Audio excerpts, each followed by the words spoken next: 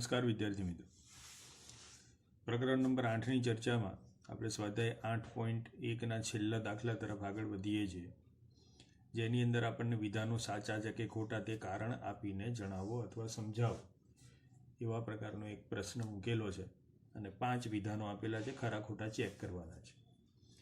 પહેલું વિધાન છે 10નું મૂલ્ય હંમેશા 1 કરતાં ઓછું હોય છે. વિધાન સાચું કે ખોટું? તો આપણે પહેલાં સમજીએ કે 10ની વ્યાખ્યા આપણે શું આપી છે. તો કોઈ પણ કાટકોણ ત્રિકોણની અંદર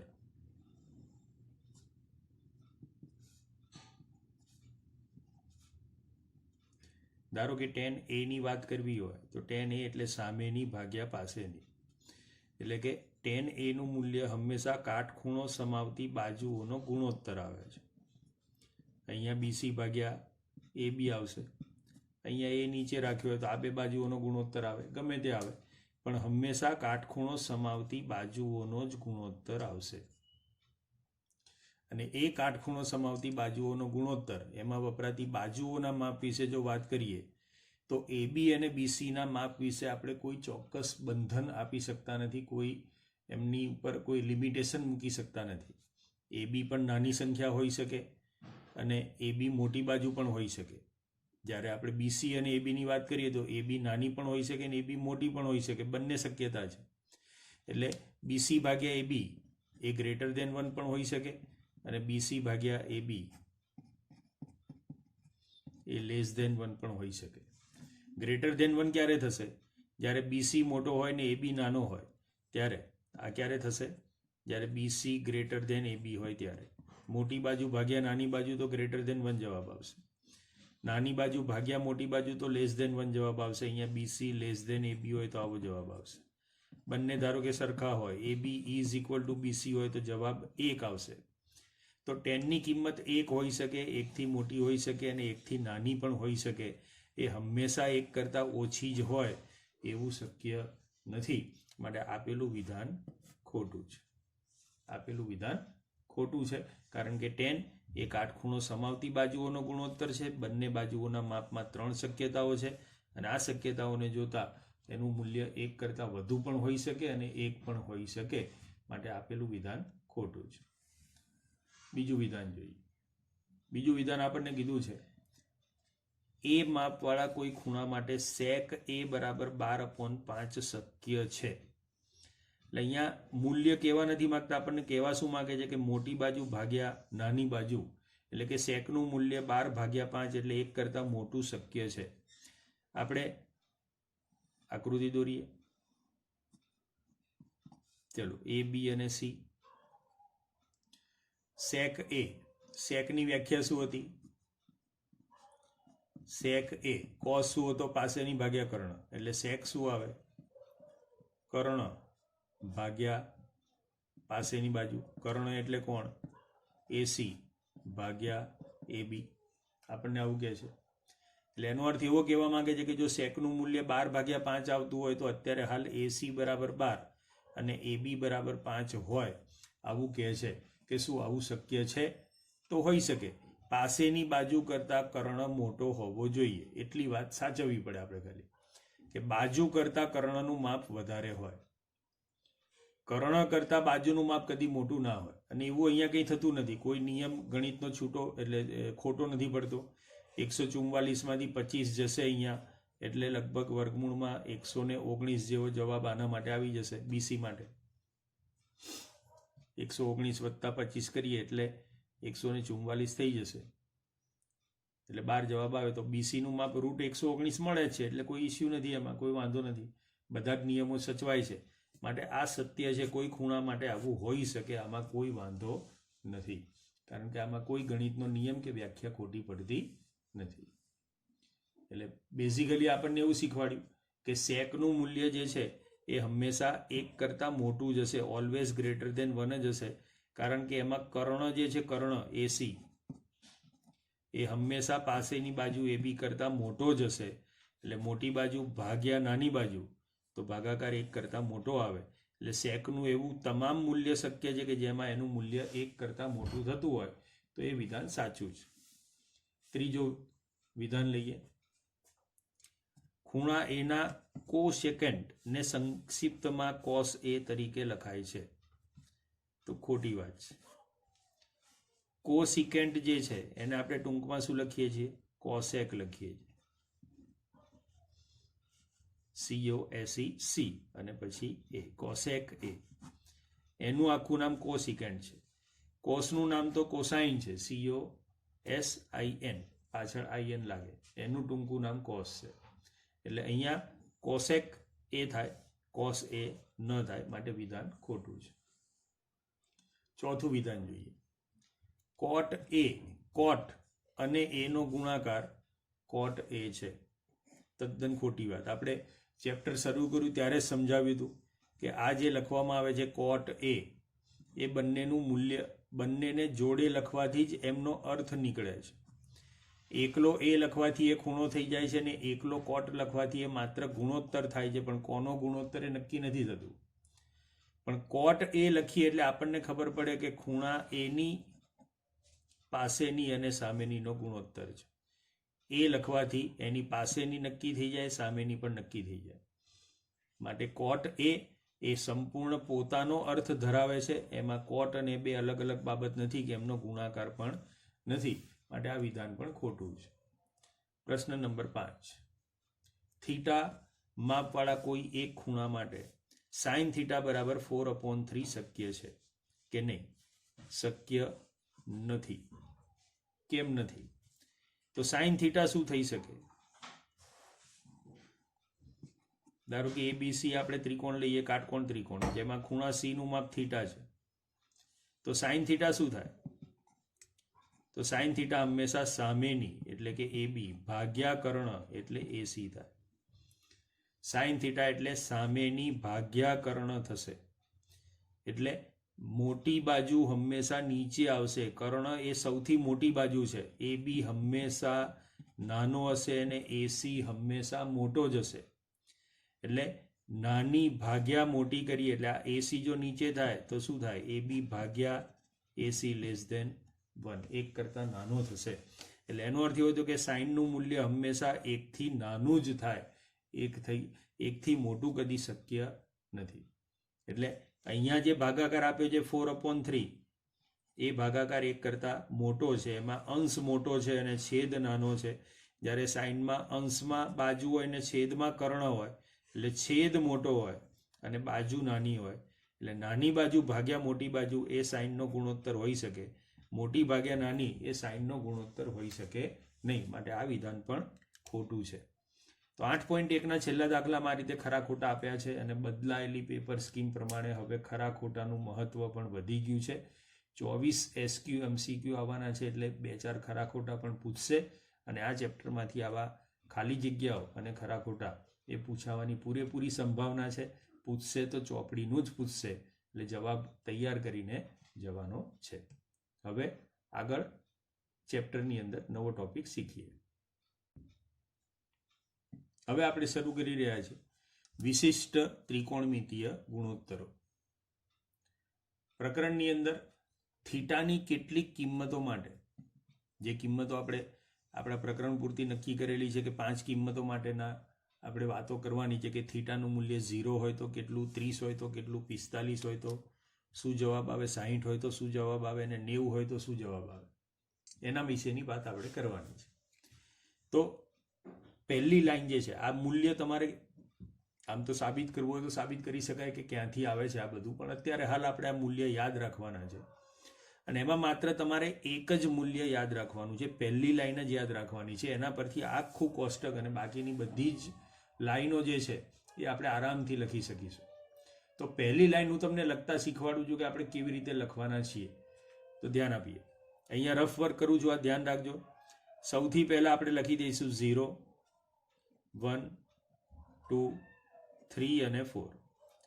0 થી 4 લખી દેવાના અને બધાને 4 વડે ભાગવાના. 0 થી 4 લખવાના અને બધાને 4 વડે ભાગવાના. આ પહેલી લાઈન કેવી રીતે લખવી એ સમજાવી રહ્યો છું તમને. એટલે 0 થી 4 લખી દીધા, બધાને 4 વડે ભાગી દીધા. હવે દરેકનું વર્ગમૂળ લઈ લો.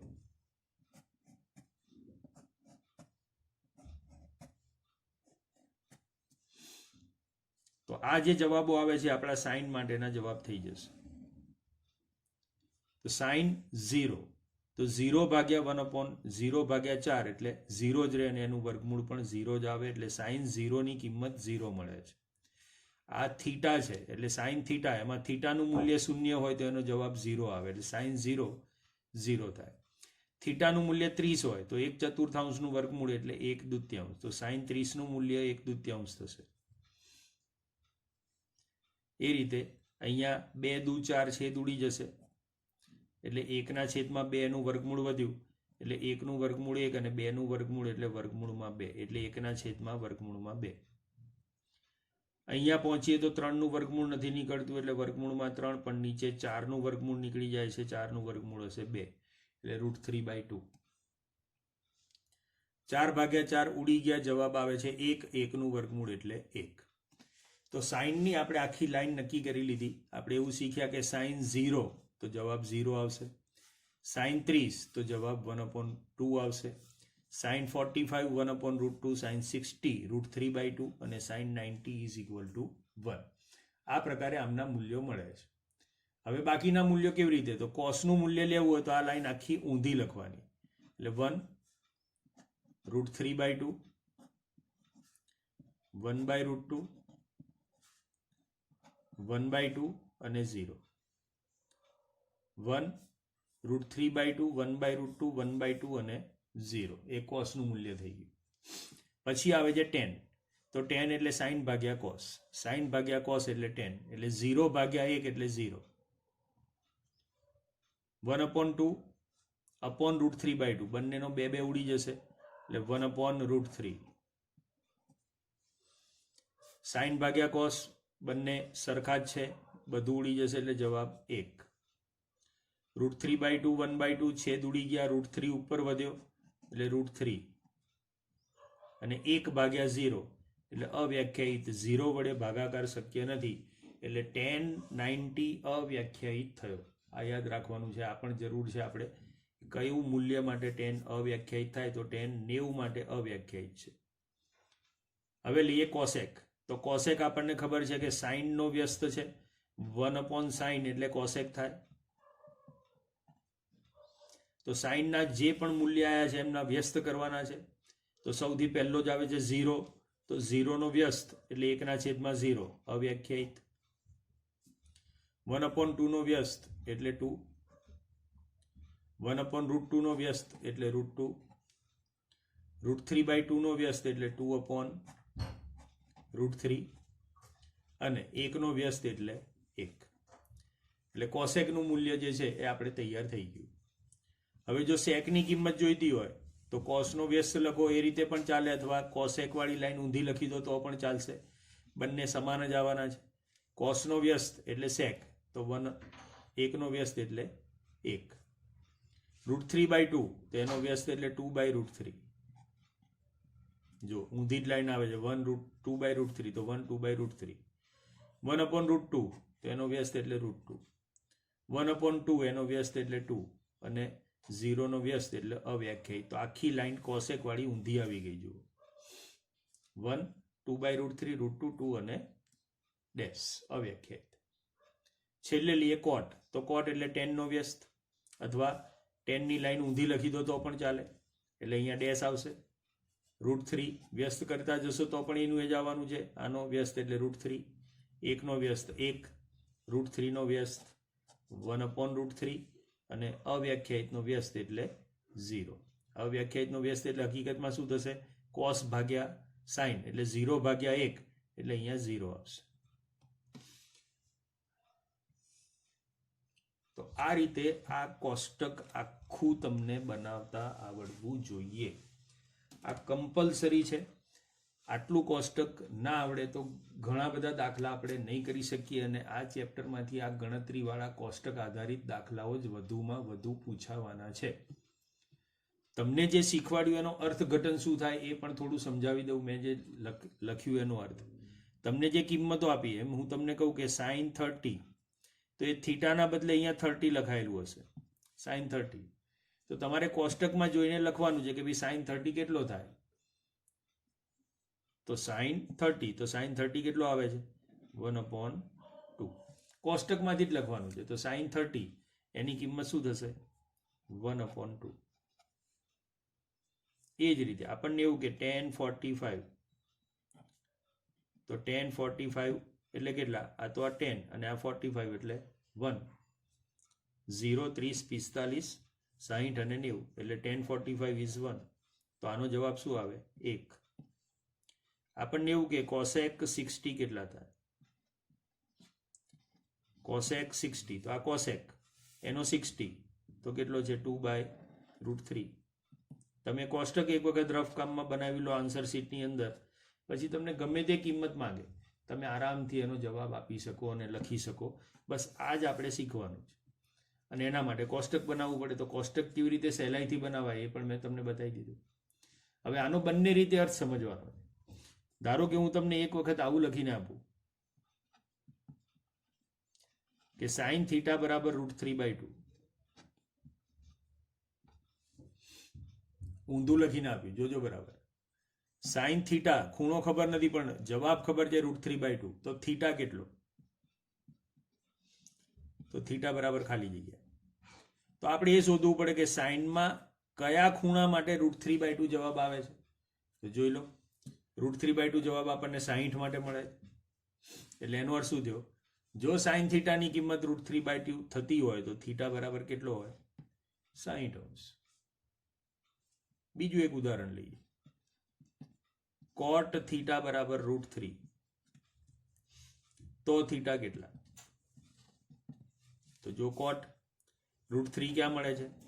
30 આગળ, બીજું ખાનું એટલે 0, પછી 30, 45, 60, 90 એટલે 30 આવ્યો. તો અહીંયા θ કેટલો થાય? 30. cot 30 ની કિંમત √3 થાય. એટલે આ કોષ્ટક આપણે બંને રીતે વાપરવાનું છે. જો ખૂણાનું માપ ખબર હોય તો મૂલ્ય લખી શકાય, અને જો મૂલ્ય ખબર હોય તો એના ઉપરથી ખૂણાનું માપ પણ શોધી શકાય. બંને રીતે સાચું છે. ખૂણા પરથી માપ અને માપ પરથી ખૂણો, બંને માટે આ કોષ્ટક ઉપયોગી છે. આગળ કોઈ પણ ચર્ચા આપણે જોઈએ, હું અત્યારે ચર્ચા કરું જ છું, તમે એ વિડીયો આગળ જુઓ એ પહેલાં વિડીયોને અત્યારે પોઝ કરો અને દરેક જણ આ કોષ્ટક ઓછામાં ઓછું 5 વખત પહેલાં નોટમાં જાતે બનાવો. જ્યાં સુધી આ બધી કિંમતો મોઢે નહીં થાય ત્યાં સુધી બધું જ નકામું છે. એટલે સૌથી પહેલાં દરેક જણ વિડીયોને પોઝ કરી અને કિંમતો મોઢે કરે. કિંમતો મોઢે થઈ જાય પછી જ વિડીયો આગળ જોજો, તો જ દાખલાઓમાં મજા આવશે અને ખબર પણ પડશે. એના પછી આપણે જોઈએ છીએ હવે આ કિંમતોનો ઉપયોગ કરીને આપણે કેવી રીતે ત્રિકોણની બાજુઓ વગેરે શોધી શકીએ એની ચર્ચા કરીએ. ઉદાહરણ નંબર 6. ઉદાહરણ 6 ની અંદર આપણને એક ત્રિકોણ આપેલો છે, ત્રિકોણ ABC. અને આ ત્રિકોણ ABC ની અંદર ખૂણા C નું માપ આપણને 30 આપી દીધેલું છે. ખૂણો C 30 નો છે. AB નું માપ 5 છે. તો બાકી રહેલી AC અને BC આ બે બાજુઓ તમારે શોધવાની છે. આ ગણતરીમાં આપણે હમણાં જે શીખ્યા એ કિંમતો કેવી રીતે મદદરૂપ થાય એ આપણે આ દાખલાની અંદર જોવાની છે. તો બરાબર ધ્યાનથી જોઈએ તો આપણને એક ખૂણો આપ્યો છે, ખૂણાની સામેની બાજુ પણ આપેલી છે, અને ખૂણાનો કર્ણ એટલે એ ખૂણાને અનુલક્ષીને કર્ણનું માપ આપણે શોધવાનું છે, AC શોધવાનું છે. તો સામેની અને કર્ણ એક આપેલી છે, બીજી શોધવી છે. તો સામેની અને કર્ણને ભેગો કરતો જે ત્રિકોણમિતીય ગુણોત્તર હોય એની આપણે ગણતરી કરવી જોઈએ. તો એ સાઇન આવે, સામેની અને કર્ણ. તો આપણે ખૂણા C માટેનો સાઇન લઈએ. તો સાઇન C બરાબર શું આવશે? AB એટલે કે સામેની ભાગ્યા AC એટલે કે કર્ણ. સામેની ભાગ્યા કર્ણ. ચલો હવે કિંમત મૂકીએ. તો સાઇન C ની કિંમત આપણને કેટલી આપી છે? તો C ની કિંમત આપણને 30° આપેલી છે. ઇઝ ઇક્વલ ટુ AB નું માપ કેટલું છે? 5. AC નું માપ કેટલું છે? AC. સાઇન 30 ની કિંમત કેટલી? તો સાઇન 30 એટલે 1/2. આ કોષ્ટકમાંથી આવી. તમે લોકોએ જો આ મેં કીધું હતું કે વિડીયો ચાલુ કરતા પહેલા કોષ્ટક બરાબર મોઢે કરજો. જેને મોઢે થઈ ગયું હશે એ લોકો જોઈ, એમને યાદ જ હશે. જેમને યાદ ના હોય એ બરાબર અત્યારે લખેલા કોષ્ટકમાંથી જોઈ લો. સાઇન 30 ની કિંમત 1/2 આવે. Is equal to 5/AC. અને માટે ચોકડી ગુણાકાર કરીએ તો એસી બરાબર 10 સેન્ટીમીટર થયો. ચોકડી ગુણાકાર કરો એટલે એસી બરાબર 10 સેન્ટીમીટર થઈ ગયું. એટલે આ બાજુ આપણને 10 સેન્ટીમીટર મળી ગઈ. હવે આપણે હજી આ બાજુ બાકી છે. તો હવે વિચારો, સામેની ખબર છે અને પાસેની શોધવી છે. તો સામેની અને પાસેનીને ભેગી કરતું કયો ત્રિકોણમિતિય ગુણોત્તર? તો સામેની પાસેનીને ભેગું કરતો ત્રિકોણમિતિય ગુણોત્તર કયો? તો એ tan છે. તો આપણે tan c લઈએ. tan c બરાબર સામેની ભાગ્યા પાસેની. tan c એટલે tan 30, AB એટલે 5 ભાગ્યા BC એટલે કે BC. ચલો tan 30 ની કિંમત કોષ્ટકમાંથી જુઓ કેટલી મળે છે? 1/√3 ઇઝ ઇક્વલ ટુ 5/BC. એ તો એના જ રહે. કરો ચોકડી ગુણાકાર તો BC ગુણ્યા 1 એટલે BC બરાબર 5√3 સેન્ટીમીટર. તો BC નું માપ આપણને 5√3 સેન્ટીમીટર મળે છે. આ રીતે પાયથાગોરસનો ઉપયોગ કર્યા વગર કોઈ એક બાજુ અને એક ખૂણો ખબર હોય તો એના ઉપરથી બાકીની બધી બાજુઓ અને બધા ખૂણા પણ શોધી શકાય. આ 60, આ 90 છે, આ 30 છે એટલે ઉપરનો 60 થશે. એક બાજુ ખબર હતી તો બાકીની બધી બાજુ મેં ગુણોત્તરોની મદદથી શોધી કાઢી. હા, અહીંયા આપણે એવા જ ગુણોત્તરો વાપર્યા છે કે જેમાં આપણે મૂલ્ય જાણતા હોઈએ.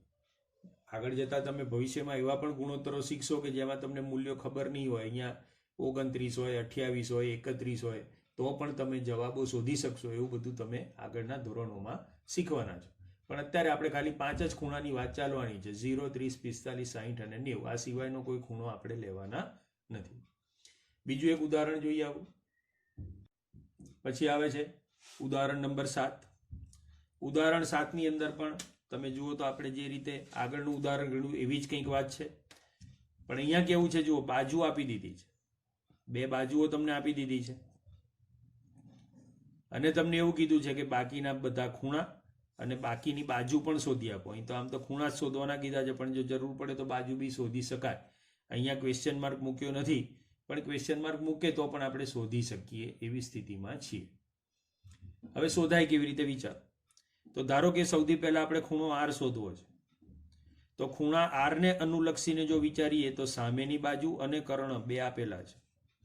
ખૂણા R ને અનુલક્ષીને સામેની બાજુ અને કર્ણ બે આપેલા છે. સામેની અને કર્ણ, સામેની કર્ણ કયો ગુણોત્તર આવે?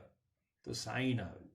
તો આપણે અહીંયા ખૂણા R માટે sin લેવો પડે, કારણ કે સામેની અને કર્ણ બંને આપ્યા છે, એના ઉપરથી ખૂણો શોધી શકાશે. તો આપણે અહીંયા લખીએ sin R બરાબર સામેની એટલે કે PQ અપોન કર્ણ એટલે PR. PQ upon PR. sin R is equal to PQ એટલે 3 અપોન PR એટલે 6. ચલો, માટે sin R બરાબર 1/2, 3 દુ 6. હવે કોષ્ટકમાં જુઓ સાઈનના કયા ખૂણા માટે 1/2 થાય છે. તો કોષ્ટકમાંથી જોશો એટલે ખબર પડશે કે sin R is equal to 1/2 ના બદલે આપણે લખી શકીએ sin 30, કારણ કે sin 30 ની કિંમત જ 1/2 થાય છે. તો 1/2 ના બદલે sin 30 અથવા sin 30 ના બદલે 1/2 બંને લખી શકાય. તો આપણે અહીંયા 1/2 ના બદલે sin 30 લખીએ, માટે ખૂણાઓની સરખામણી કરીએ તો R બરાબર કેટલો આવી ગયો? R બરાબર 30°. ખૂણા R નું માપ 30° થઈ ગયું. એટલે આ R આપણને 30 નો મળી ગયો. હવે બીજો ખૂણો જે છે એ 180 નો ઉપયોગ કરીને બી શોધી શકાય. 190 છે, 130 છે એટલે 120. 180 માંથી 120 જાય એટલે જવાબ આવે 60. પણ આપણે હજી ત્રિકોણમિતિય ગુણોત્તરોની મદદથી જ શોધવું છે એવું આપણે નક્કી રાખીએ. તો ચલો વિચારો કઈ રીતે શોધીશું. તો આ ખૂણો હવે મારે શોધવો છે.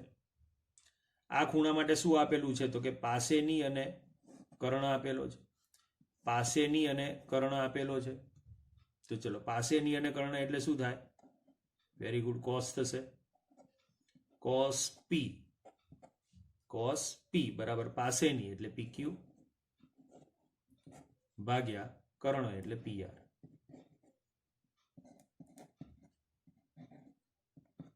માટે cos p બરાબર 3/6. ફરીથી એની જ વાત આવી ગઈ. માટે cos p બરાબર 1/2. હવે કોસનું કોષ્ટક જુઓ કે કોસની કઈ કિંમત માટે જવાબ 1/2 આવે છે. તો કોષ્ટક પરથી ખબર પડશે cos p બરાબર કોસની લાઈનમાં 1/2 લાવવું હોય તો cos 60 બરાબર 1/2 થાય છે. બંનેના ખૂણા સરખાવી દો તો p બરાબર કેટલો થયો 60. માટે ખૂણો p બરાબર 60°. તો આ ત્રિકોણમિતીય ગુણોત્તરનો ઉપયોગ કરી આપણે કોસની કિંમત પરથી ખૂણાનું માપ પણ શોધી લીધું. તો કોષ્ટકનો બંને રીતે ઉપયોગ થાય છે. 30 પરથી કિંમત મળે, કિંમત પરથી 30 મળે, એવું પણ બની શકે. આવું જ એક ઉદાહરણ છે, ઉદાહરણ નંબર 8, ખૂબ અગત્યનું, એને પણ સમજી લઈએ.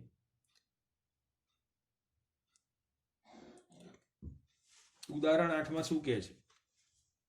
તો ઉદાહરણ 8 ની અંદર આપણને sin a minus b બરાબર 1/2 આવું કંઈક આપેલું છે.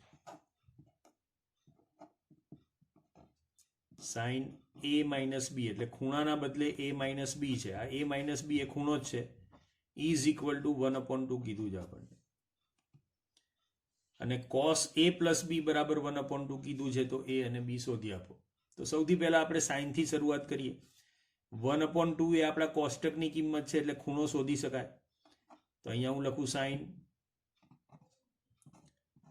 a minus b બરાબર sin 30. માટે a minus b બરાબર 30°. નંબર 1. અહીંયા ખૂણાઓની સરખામણી થઈ. a minus b બરાબર 30. હવે જુઓ બીજું શું આપ્યું? તો cos a plus b બરાબર 1/2. માટે કોસનું કોષ્ટક જુઓ તો કોષ્ટકમાંથી કોસની લાઈનમાં 1/2 ક્યાં આવે છે જુઓ તો તમને દેખાશે કે cos 60 બરાબર 1/2 થાય છે. ખૂણાઓની સરખામણી કરીએ તો અહીંયાથી આપણને શું મળે? માટે a plus b બરાબર 60°. પરિણામ નંબર 2. હવે પરિણામ 1 અને પરિણામ 2 બંને જોયા પછી તમને લોપની રીત યાદ આવવી જોઈએ. હવે 2 સમીકરણ છે તમારી પાસે. ત્રીજા ચેપ્ટરમાં આપણે દાખલ થઈ ગયા જેવું કહી શકાય. તો આપણે કહીએ 1 અને 2 નો સરવાળો કરતા. તો ચલો 1 અને 2 નો સરવાળો કરીએ તો શું થશે? a minus b બરાબર 30° અને a plus b બરાબર 60°. કરો બંનેનો સરવાળો. b ગયા એટલે 2a is equal to 60 અને 30 90°. માટે a બરાબર 90° ભાગ્યા 2. માટે a બરાબર 45°. હવે b શોધી લો.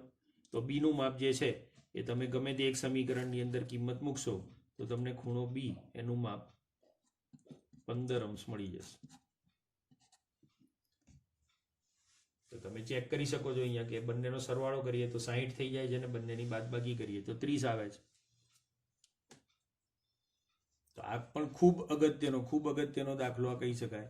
પરીક્ષાની અંદર જો 2 ગુણમાં પૂછવું હોય તો આ એક સારો દાખલો છે જેમાં એક સાથે 2 ચેપ્ટર મિક્સ થાય છે. સૌથી પહેલા તો તમે ત્રિકોણમિતિનો ઉપયોગ કરી અને ખૂણાનું માપ શોધ્યું અને ખૂણાના માપ પરથી પછી ત્રીજા ચેપ્ટરનો ઉપયોગ કરી લોપ કરી અને આપણે a અને b ની કિંમત શોધી. તો આ રીતે આજે આપણે વિશિષ્ટ ત્રિકોણમિતીય ગુણોત્તરો શીખ્યા. શરૂઆતમાં ખરા ખોટા પણ શીખ્યા. એટલે ઘણી બધી અગત્યની બાબતો આજે આ વિડીયોની અંદર આપણે શીખ્યા છીએ. ખાસ કરીને કોષ્ટકની બરાબર પ્રેક્ટિસ કરજો. કોષ્ટક બધાને મોઢે થઈ જવું જોઈએ. નવા વિડીયોમાં આ જ કોષ્ટક આધારિત દાખલાઓ સાથે ફરીથી મળીશું. ત્યાં સુધી વિરામ લઈએ. નમસ્કાર.